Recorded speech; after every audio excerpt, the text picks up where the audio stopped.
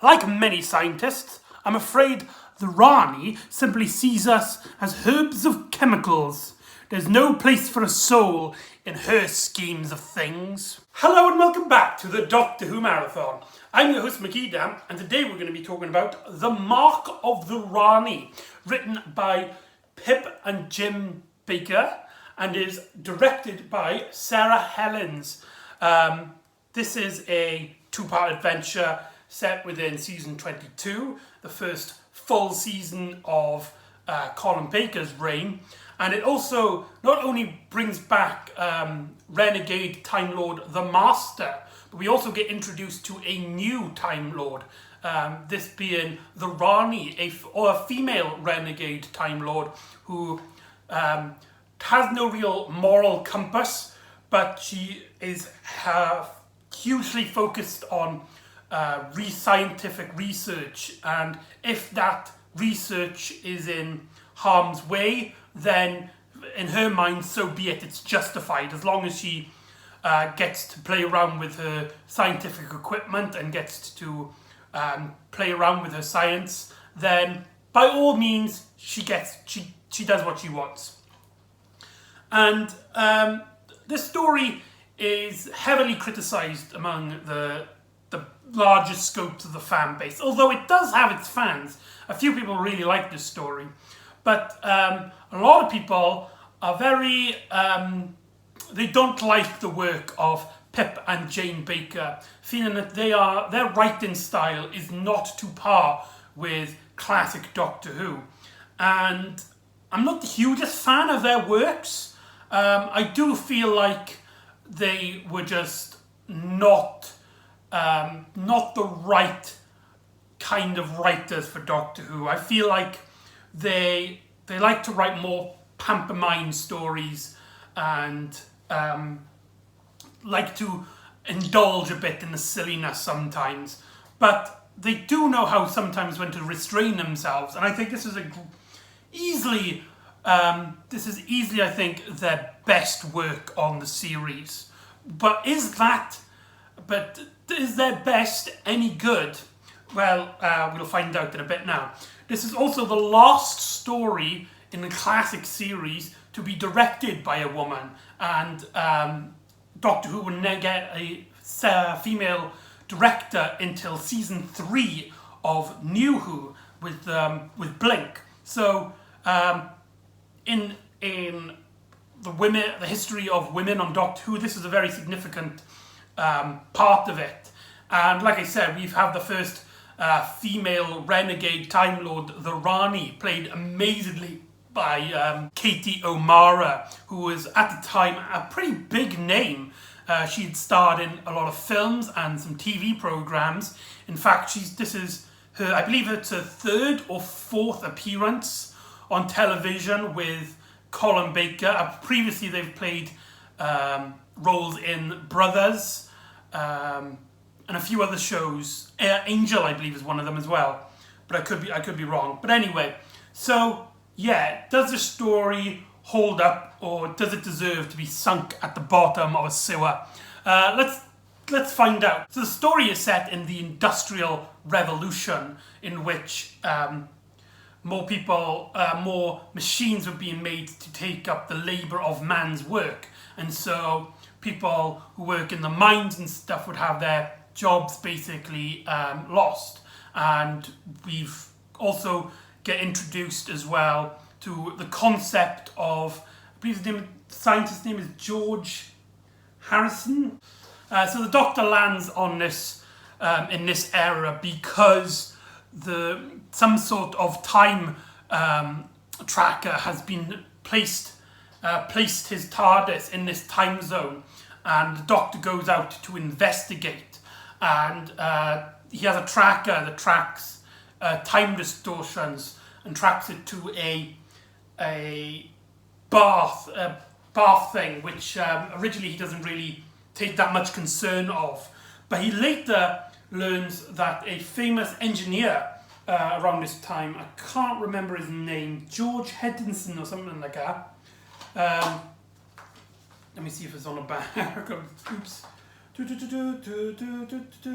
No.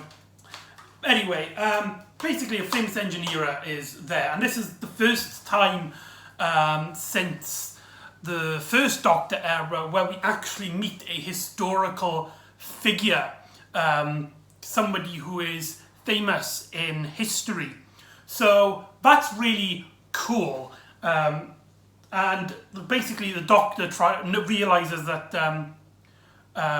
because when Perry and the Doctor are investigating, they bump into a man who's taking machinery. However, 3 people that he knows bumps into him on the road and start attacking him and the machine, to which the man, the driver, is surprised about because he knows these people very well, and suddenly they start attacking them. I believe the word lungnarts, basically people who resent technology because it feels like they're taking away the efforts of man and taking their jobs. And so the Doctor goes up to help this character, and he gives them a lift to the small village nearby and the pits, to where he explains that the machine is going to this George Harrison, whatever his name is, just call him the engineer. He is in this village, and the Doctor, being a huge fan, really wants to meet him, and so he tries to go into the pits. And whilst it's here, we also learn that elderly lady who runs a bathhouse, when all the miners come back from the pits, they go to a bathhouse to wash out. And so this old lady, she's been capturing these people and basically been affecting them to a way where they become aggressive and they start attacking people almost out of random. But anyway, they just seem really aggressive, and when some of them bump into the Doctor again, they threaten to kill him and throw him out underneath a pit. And so the Doctor and Perry then later get saved by Lord Wetherin. Doesn't say his name either. I am terrible with names. That's the main plot of this vlog, is that I'm terrible with names. We just call him the Lord because why not?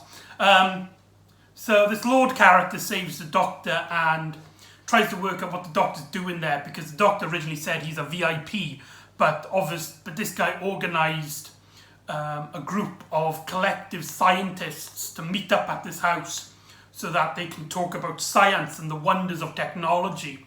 And so the Doctor tries to work out what's going on, because it's a coincidence how they landed here by a TARDIS, by a travelling machine, taking them here, whilst also being in a room full of geniuses. So that's really cool. Now, like with a lot of stories, we need to talk about the 6th Doctor and Perry's relationship in this. And they are a lot more sweeter in tone. When Pym and Jane Baker write the Doctor as a very caring, loving person, they do a very good job, especially showing when the Doctor's really concerned for Perry and when they get along. However, I feel that when they anticipate in the more grouchier side of the 6th Doctor, his melodramatics, his bombasticness, his arrogance, I feel like their writing style completely falls flat. The Doctor seems just an utter prat in some of these scenes, especially when at the start of it, when Perry suggested a malfunction in the TARDIS. But those bits are reached few and far between, but they are noticeable and they really do affect the story in the way. And it's also here that we get reintroduced to the Master. Now, the Master we previously seen was presumed killed by the flames when they turn back to normal flames at the end of Planet of Fire. Now, that's a very important thing to note. For people who watch this for the first time, from their point of view, the Master was killed, presumed to dead. In this story, when the Doctor and Perry walk around the heaps of fields, they bump into a scarecrow. Well, they see a scarecrow, and when they walk off, you see it turn in its head. Later on, we see from a camera angle in which like half of the scenery is blocked like that. You see somebody put down like the weeds from the scarecrow onto the floor with a hat, and pops out on the screen is the Master, completely fine, just going like that, which I find incredibly funny. Anthony Ainley returns the Master here, and he gives previously in the 5th Doctor era, the Master was played right up for cheese. Anthony Ainley really, you could tell he really loved this role, but here it feels like he's been toned down a bit, for better in my opinion, as in this story he gets to have a lot of great threatening moments, especially when he's taking control of the engineer's assistant, and we get some great bits in which he goes to the bath house and basically reveals that this old woman is a Time Lord, the Rani, and that they've previously met before on some other adventure, and that the Master basically forces her hand to help him with the Doctor, and Rani here is established that she doesn't really care about the Doctor and the Master's feud. She doesn't want to get involved. She just wants to do her research on these people, and a side effect of her research is that a bunch of people lack the ability to rest, so they're constantly like on the edge, and that's what's happening to the people of this village. So that's the main setup anyway, and it's a pretty decent setup. The story runs at a nice pace at this point, with the Doctor trying to investigate what's going on. We get the Master getting a double act with the Rani, although Anthony Ainley actually didn't like this story because he felt like he was being underhanded in a way, as the Rani was basically like, a lot of people criticised the Rani for just being a female Master, but I think there is a lot of differences that separates them. For one, the Master wants to control everything. His philosophy is that if everyone was governed by one ruler, then you'll have peace, and so that's how he wants to like dominate over everyone. But the Rani doesn't really have a philosophy like that. She's only really caring about the science, her knowledge, her understanding of the universe and everything. But that also means that she has no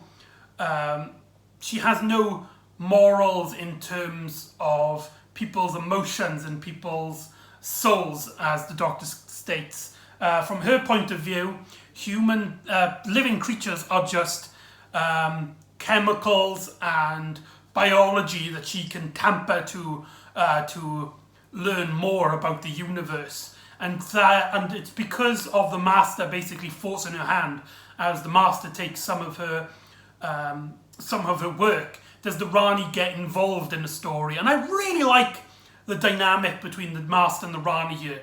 It's a shame that this would be their only story together. I would have really liked to see more of this dynamic, personally. I think it really works, and I like how they now, instead of one of the characters just ranting around about how amazing everything is and how their plans are all coming into fruition, here we get a bit of banter between our villains, which makes it a lot of fun to watch. Now, speaking of fun to watch, Sarah Helens directing is gorgeous. She directs it in a similar way to the Granada Sherlock Holmes series, in which it's very contemporary, and we get this lot of somber moments in which we just see people working, and we just see like the village just seemingly at peace, even at the most threatening of times, and it gives this village an almost dreamlike quality. Also helped by, if it says on the back, it does not. The music in this story is incredible. I'm sure it says the music somewhere. Now, music is a very important part in this story as well, because originally the composer was, let's see what it says here, John Lewis, who composed the first episode, or at least he wrote music for the first episode, but tragically he passed away during the making of this story as he was diagnosed with a terminal illness. And so they had a completely new composer who I can't remember the name of. It doesn't say on the back. Again, me and names, lovely jubbly.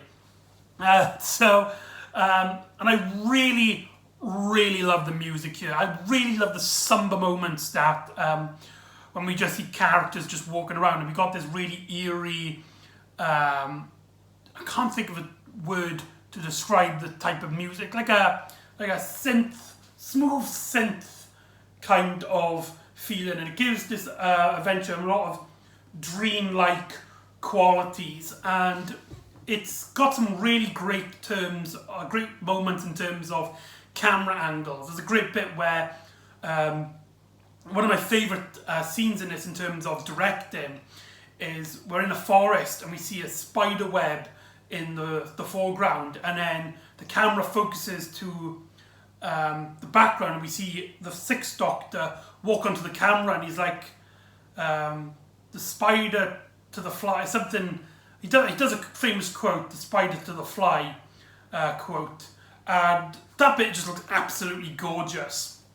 However, there are some bits which kind of seem ridiculous. She does a great job at scenery, in my opinion. She does a great job at giving this world a nice scene, and when we get actors that are playing much more serious roles, like I said, like Anthony Ainley plays the Master, a lot more serious in this story, and the Doctor is not as bombastic as he is in other stories.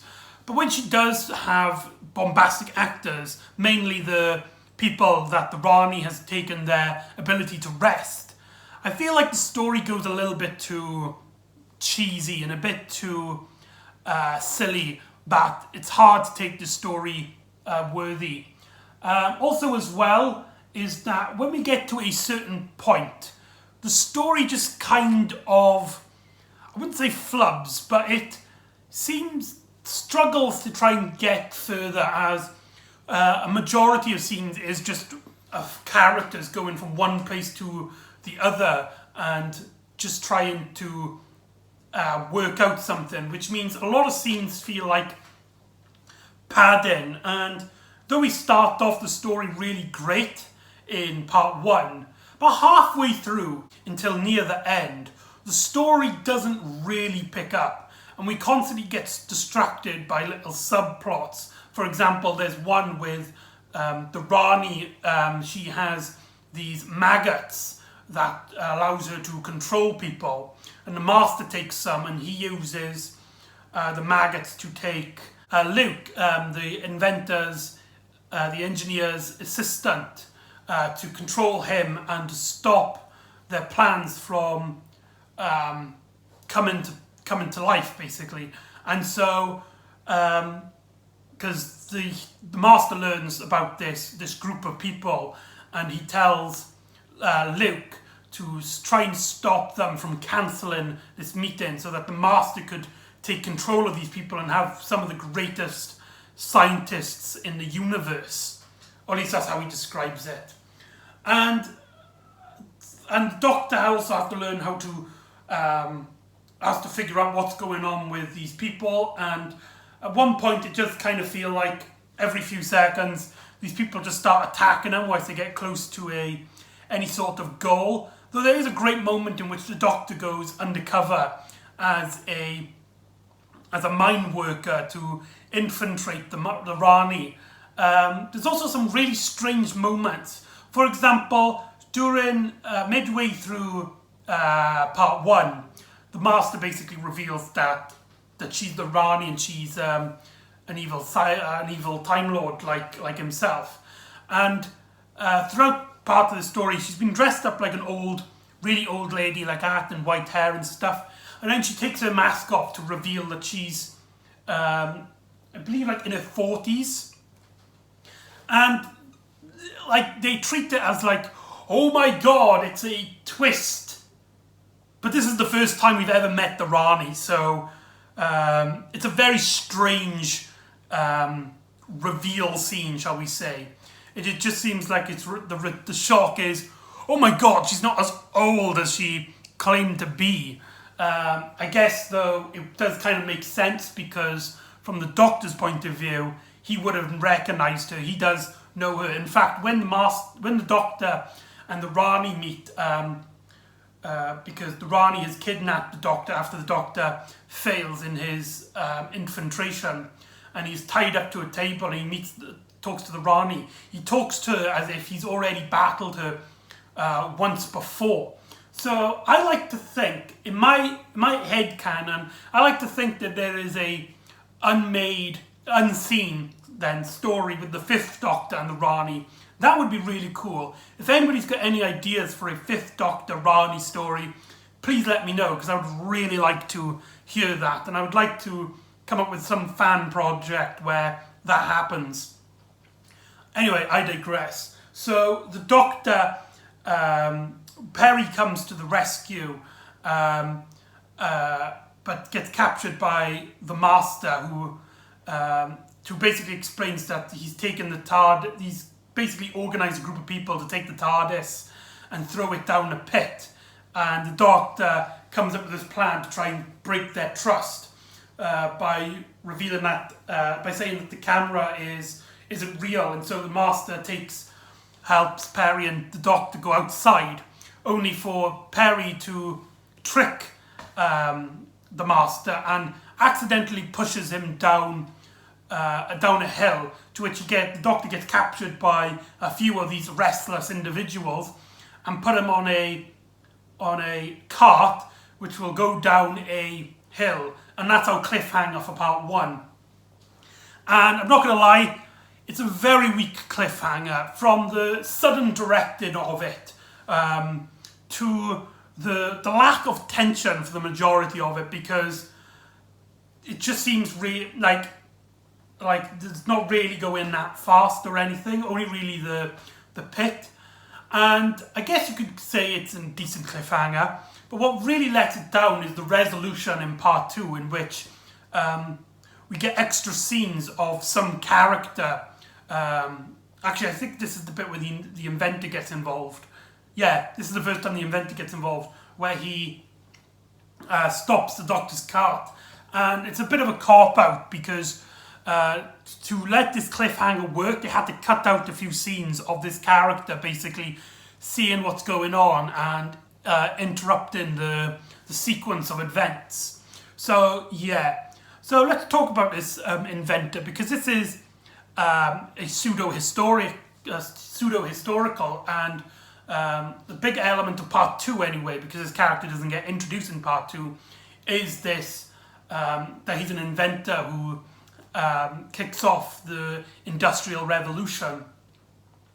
And he doesn't really have much to contribute. He has a nice bumbling personality, but he doesn't get much in terms of the plot, apart from that he's there. He doesn't have really much of a character, apart from what the actor brings out to him. And I think the story could have just easily worked without him, in my opinion. It doesn't really seem like he was necessary to the plot. And his inclusion in part 2 really underlines the rest of this plot with the Rani and the Master, because throughout the story they don't really mech. The Master does come up with a plan because of the whole scientist together, but nothing specifically to this engineer.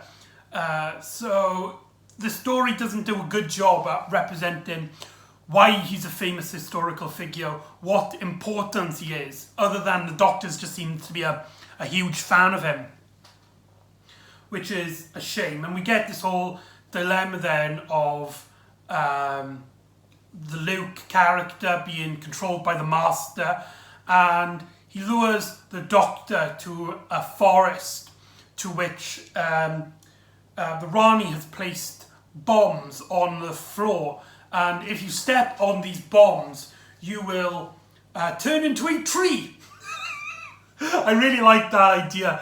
Luke, who doesn't know what's happening at the time, accidentally stands on one of these landmines. It gets turned into a tree, and we get a scene then when the Doctor, basically realising he's going into a plan, which is actually the scene which I was talking about the spider web. He actually goes around and captures the Rani and the Master from behind, and they have a little chat and a little deviant, a little plot, and this scene actually is pretty fun to watch. And then Perry gets involved, and Perry gets caught up in the landmine, and the Doctor forces the Rani to help her maneuver to escape. And yeah, just a lot of padding. I enjoyed it. I had a lot of fun. I can't really think of much to talk about, so I'm just going to talk about the ending. Basically, the Doctor goes inside the Rani's TARDIS.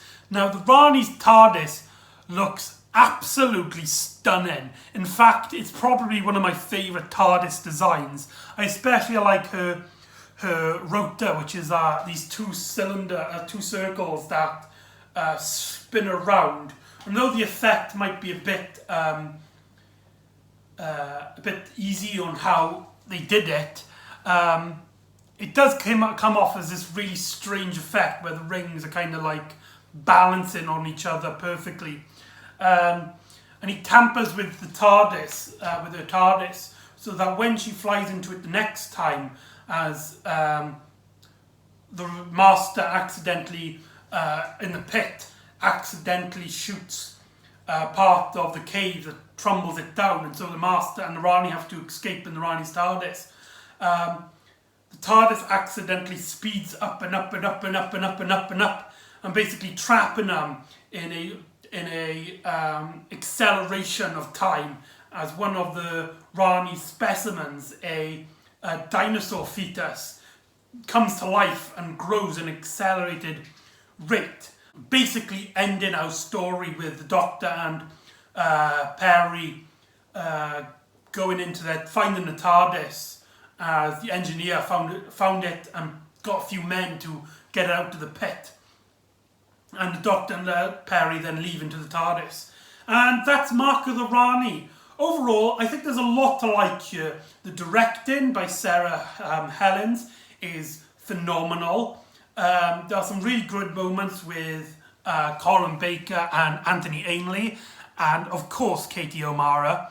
But story is very padded. It can sometimes feel like it was written for a pantomime rather than, well, I wouldn't say pantomime, but written more for theatre than it is for television.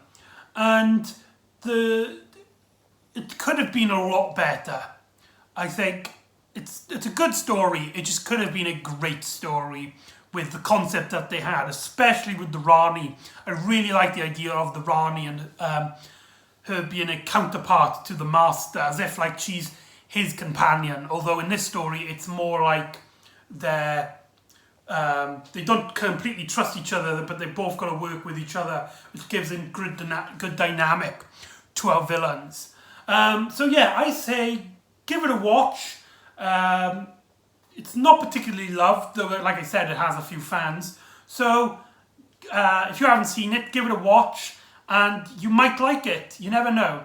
So that's the Mark of the Rani. So join me next time where the Doctor goes and tries to meet an old friend. However, he gets interrupted in a conspiracy revolving around Sontarans. And he also meets an old friend and an old self.